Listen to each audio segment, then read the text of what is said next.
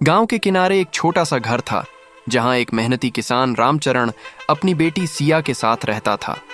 रामचरण के पास थोड़ी सी जमीन थी, लेकिन लगातार सूखा और खराब फसल के कारण घर चलाना मुश्किल हो गया था। सिया पढ़ना चाहती थी, आगे बढ़ना चाहती थी, लेकिन स्कूल की फीस भरने के लिए पैसे नहीं थे। यह बात रामचरण को अंदर ही अंदर बहुत परेशान करती थी। उसकी आंखों में हमेशा चिंता की लकीरें दिखती थीं। एक दिन गांव में स्कूल के प्रधानाचार्य ने घोषणा की कि होनहार बच्चों के लिए एक छात्रवृत्ति प्रतियोगिता रखी जाएगी।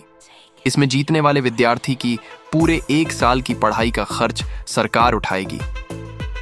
यह सुनकर सिया की आंखों में चमक आ गई। उसने अपने पिता से कहा, बाबा, मैं भी इस प्रतियोगिता में हिस्सा लेना चाहती हूं। रामचरण के मन में डर भी था और उम्मीद भी। तैयारी के लिए न पैसे थे न ज्यादा समय। फिर भी उसने बेटी का हौसला बढ़ाया। सिया दिन रात मेहनत करने लगी। सुबह रामचरण खेत में काम करता और शाम को थकान के बावजूद सिया के साथ बैठकर पढ़ाई करवाता। कई बार दोनों इतनी थक जाते कि किताब हाथ में ही रह जाती और नींद आ जाती। आखिरकार परीक्षा का दिन आया। सिया ने पूरे मन से सवालों के जवाब दिए। जब परिणाम घोषित हुआ तो सिया का नाम पहले स्थान पर था। उसे छात्रवृत्ति मिल गई। यह खबर पूरे गांव में फैल गई।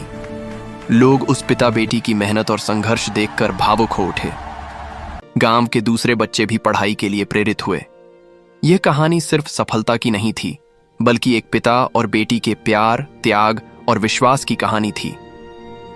सिया ने यह सीख लिया कि चाहे हालात कितने भी कठिन क्यों न हो, अगर सही दिशा और मेहनत हो तो हर मुश्किल आसान बन सकती है। और रामचरण को अपनी बेटी पर गर्व था, क्योंकि उसने अपने सपनों को नहीं बल्कि बेटी के सपनों को सच किया था।